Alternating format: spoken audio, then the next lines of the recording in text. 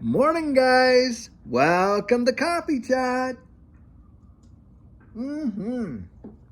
Well, bless God, it is Friday, and boy, I'll tell you what, are we ever happy to be there? But what a week that we just had, man, alive. I mean, you have literally seen some major action happen in this space, to be sure.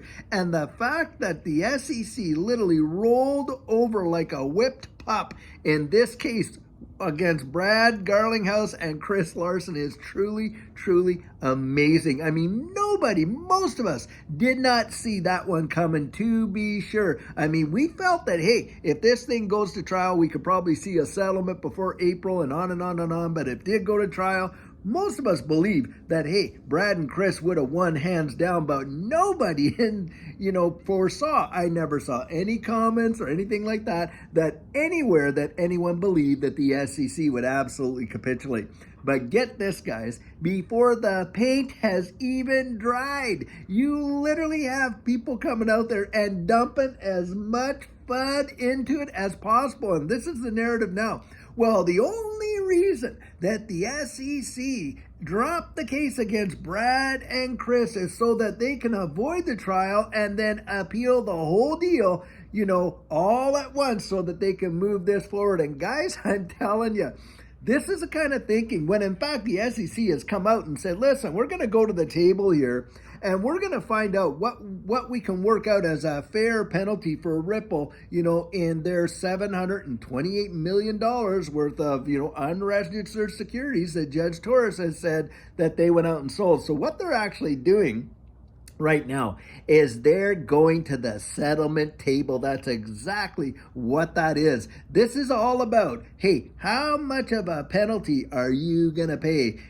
We've dropped the case against you guys individually, but Ripple did go out there and sell that $728 million, of XRP to institutions that Judge Torres said represented securities transactions. And so this is where the SEC is going to, number one, save face in a big way. And how is that? Well, guys, they don't want to go to trial, I genuinely believe, and risk all that dirty laundry coming out into the public view. No way. So they get to avoid that. Secondly, they're going to be able to walk away from that regardless. Let's say it's not $728 million penalty that Ripple pays them, but maybe let's say Ripple coughs up $250 million or $300 million and, takes that slap, not on the hand, that's more like a slap in the face. But needless to say, they take that slap so that they can just put this whole thing behind them and go forward. Then the SEC is going to turn around and they're going to say, see, I told you, we got a victory. And they're going to chalk that up, as far as they're concerned,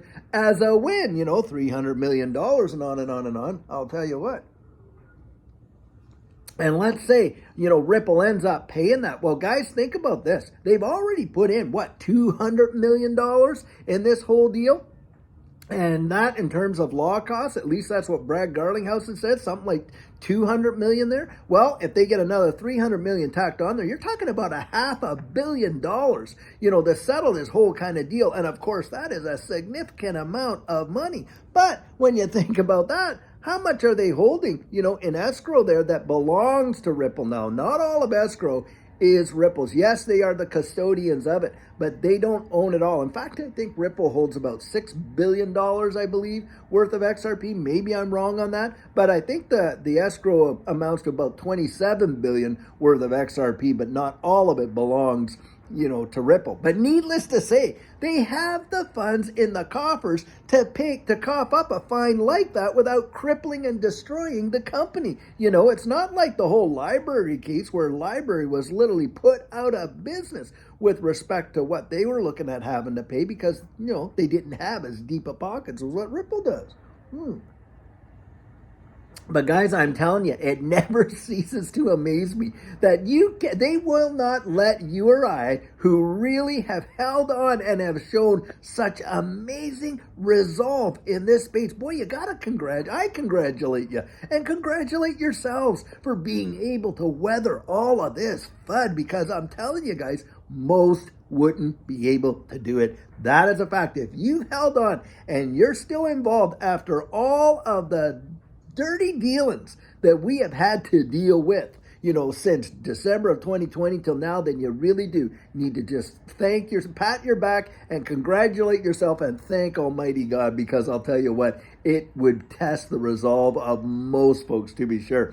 And yet, these guys that want to throw that FUD out there, I'm telling you, they are not going to let us enjoy it, not even for that teensy-weensy bit. So that's why, I just kind of, take it with a grain of salt, or for what it is when I hear it, because look, I'm focused on the fundamentals, and that's why I encourage you guys, focus on the fundamentals. We know what it is. We know where it's going. And do you think it's by chance, like I was saying in my video last night, that right now, the whole industrial narrative over this digital asset space has, boy, done a 180, zero doubt. I mean, Larry Fink himself, this guy, of course, look, we all believe, hey, that, big companies like BlackRock and stuff like this, well, they hold more sway than even the SEC does, to be honest, don't they? I mean, you've got a company out there that is literally absolutely 13, I think, some $1 trillion of assets under management, and that varies in there.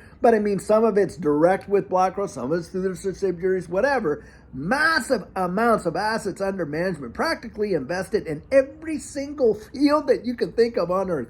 The CEO comes out and literally says, hey, look, these digital assets, they're going to represent a safe haven that will tantamount to gold, that will equal or even be better than gold, and quality assets. Now, boy, is that a narrative change. Well, do you think it's somehow by coincidence that the narrative is switching over, that we're watching the DXY, the dollar index, literally about to absolutely go totally right through the floor, and you got gold going crazy in terms of its price, you got oil and other commodities going crazy, and then here we are sitting on probably one of the biggest springboards that you could ever be sitting on. And when they let the hounds loose, I'm telling you what, it is going to be wild. You are going to watch something that we probably have never seen yet in this entire digital asset space, and in my estimation could represent one of the biggest bull runs that we have ever had, I'll tell you what.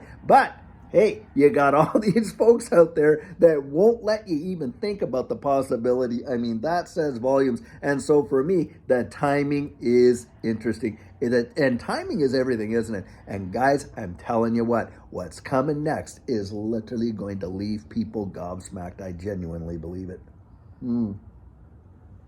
But I'll tell you, it is a great day to be into XRP and to have gotten in so early. I mean, heck, some of us were out there buying XRP, below 20 cents. I remember back when I first bought my first XRP, it was like 10 cents, something like that. And here we are in a situation now, like what was it today? 51 cents. Now, yeah, we haven't seen the big move yet, of course. But guys, that does not mean it is not coming. And think about that on a long-term scale. I mean, have you reached your accumulation goals yet? Most of the folks that I've talked to haven't. They haven't reached their accumulation goals yet. And so, hey, you have that opportunity. If you have a goal to accumulate, like I say, hey, it's not financial advice. It's literally encouragement for you to go out there and define what your personal goals are going to be.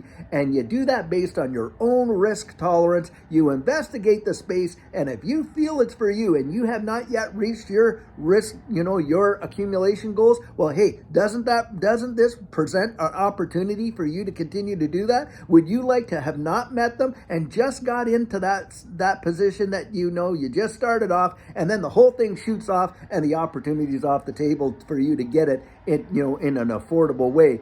No, we want to have opportunities. So guys, don't despise the day of small beginnings. I'll tell you what, that's how I'd say that. It's all about your attitude. And this is where, look, you take the emotion out of it, to be sure. Now, that's one thing I'll tell you what, that I certainly agree with when it comes to Lewis Jackson. No emotion. You got to get the emotion out of there, because you get absolutely wrecked either by FOMOing in or getting FUDded out. That's what happens to folks, and it's so vital that you get to that place. And you know what helps you get there? Strategic thinking, long-term thinking, getting out there, not basing your investments on somebody, your confidence in your investment on somebody else's conviction, where you absolutely go out there, you dig it up, you do the work, and you build up your own confidence, and no one can shake that out of you, right? It's like that. In another way, I'll say it like this. I have great faith in the Lord Jesus. And the reason I do is because, hey, he's right down in there on the inside, right? Now, I can share with people what I think, what I believe, and this and that. And hey, I'm okay if they don't agree with me and things like that. But look, they can't shake me out of it. You know, why can't they shake me out of it? Because I've already tasted and seen that the Lord is good. That's why. It's not just because I read it, in a book. I've experienced it down deep in there. And it's the same kind of deal. When you just kind of read it and you hear it from somebody else's perspective, and I think that's great. I think I'm going to agree with that or this or that. Well, when the testing time comes and you don't have your own roots, usually it just shrivels up and you can get easily fudded right out. That's why I'm always out there telling you, go out there and do the work, build the confidence, do the research, because then nobody is going to be able to shake you out with all the FUD that comes along. And what's FUD, of course? Fear, uncertainty, and doubt. And boy, do they like to sow those seeds into us in a big way. I'll tell you, wow. Guys, these are great times, and I'll tell you what, we have an amazing video planned for you, and I hope, thank goodness it's Friday. I hope that you're going to have a fabulous weekend. And oh, by the way, tomorrow we're going to answer a big question right here on Saturday Question and Answer, one that you're not going to want to miss. And then, of course, we have Sugar on Sunday. So, guys, until later on today when we have an amazing video for you, have a great one and take care.